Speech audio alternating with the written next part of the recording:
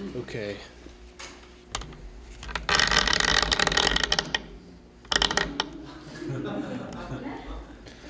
Hey, how's everybody doing?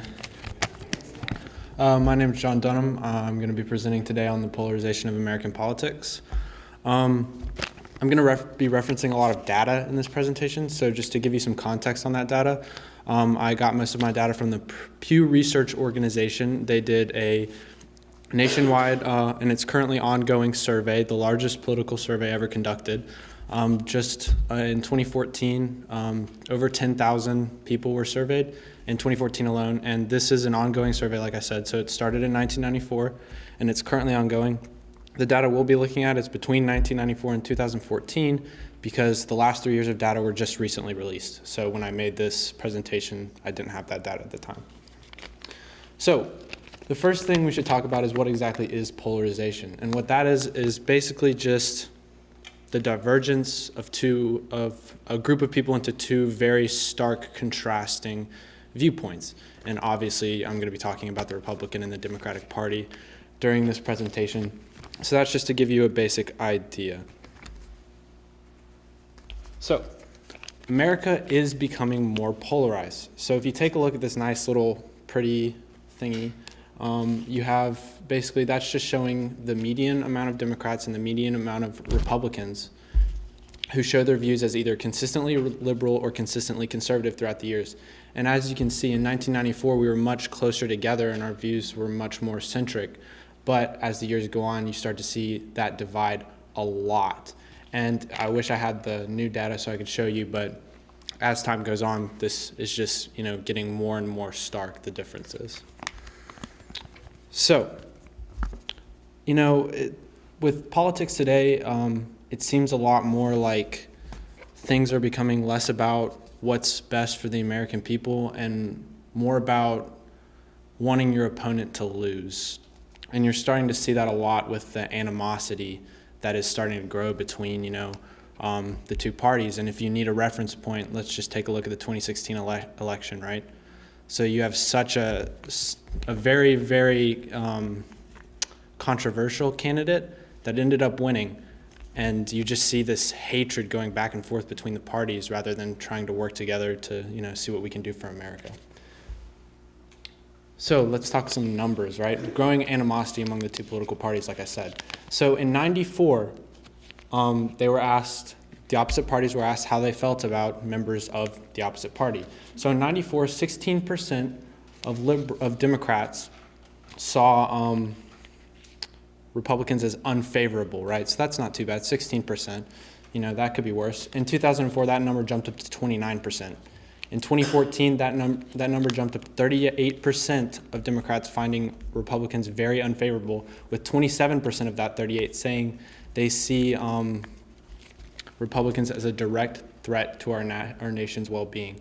And then we go over to the other side, you see it goes from 17% to 21%, all the way up to 43%, with 36% of Republicans seeing the other party as a threat to the nation's well-being. And, that's kind of scary, isn't it, to see that 36% of these people think that, just other Americans are a direct threat to our well-being. They think they're going to tear down America. So, and the differences in parties isn't just political. It's not just like a political affiliation thing. Other parts of this study showed that I think it was 67% of liberals said that they were more interested in a community with closer knit houses and a tighter community with, and they said they saw racial diversity as a very important thing. Whereas conservatives, you saw a lot more of the conservatives say they wanted a more spread out type of community and that religious faith was much more important to them than ethnic diversity. So ideological silos are starting to become a lot more common in our time. And as you can see, 63% of conservatives and 49% of liberals say that they sort of have themselves in an ideological silo. And what an ideological silo is basically where you surround yourself, you associate with, you're friends with people who are from your party. So this is kind of dangerous. So you have, 63% of conservatives surrounded by nothing but conservatives, right? And then you have 49% of liberals surrounded by nothing but liberals. You have these, that's why they're called silos, because it's just like you're stuck. And, all around you is just something boosting your own ideals when you're not hearing anything from the other side, right? And, that also scares me, because it shows that the parties don't really want to work together. They don't like each other. They don't want to work together. It's not about, what should we do for the American people? It's about how do we beat the Democrats, or how do we beat the Republicans?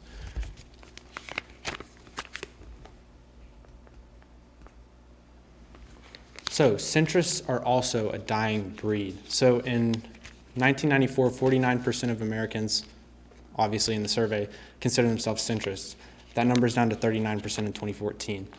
So, that's not a huge percentage drop, but it is a significant drop in 10 years. And centrists are, the only divide we have between the two parties. And even within the centrist sort of ideals, you usually have them identifying with certain ideals towards one end or another. So they might have really Republican ideals about this, but really liberal ideals about this. So it's not, to say centrists are even a stark contrast is not very true, because most of the time they end up leaning one way or another, within these. Compromise is becoming a lot less about compromise and a lot more about winning. In the survey, 62% of liberals said that an ideal political compromise between their party and the Republican Party would end up being more on their side than theirs.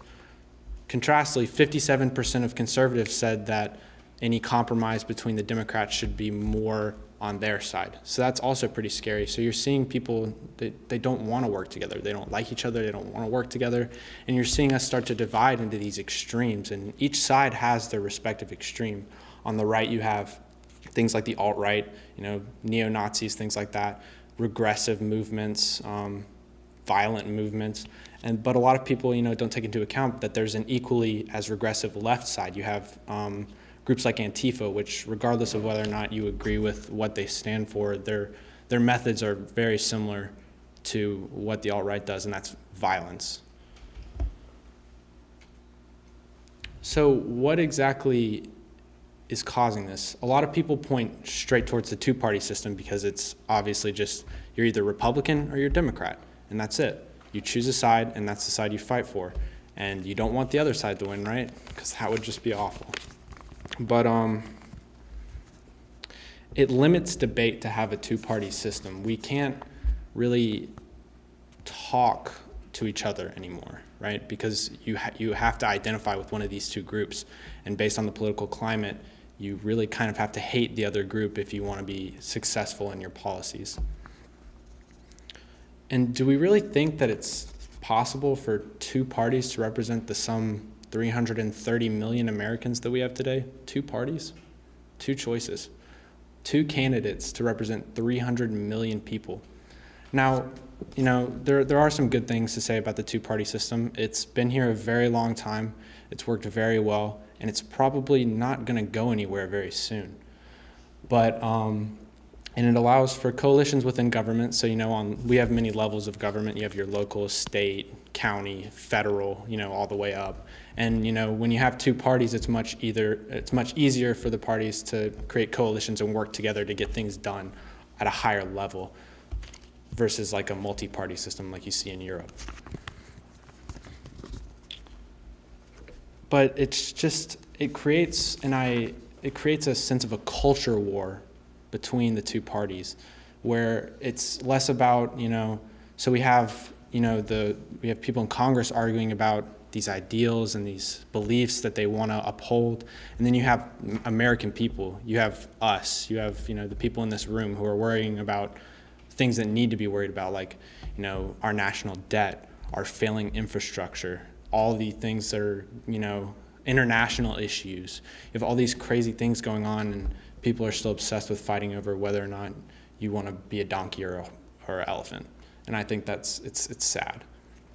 And, I want to leave you guys with something to think about. And what I'm going to end this with is the next time you're talking to someone who's, from opposing political views, try not to look at them as an opponent of your political beliefs, but as a fellow American who just wants the best for this country like you do. You don't have to hate the person you disagree with. Thank you.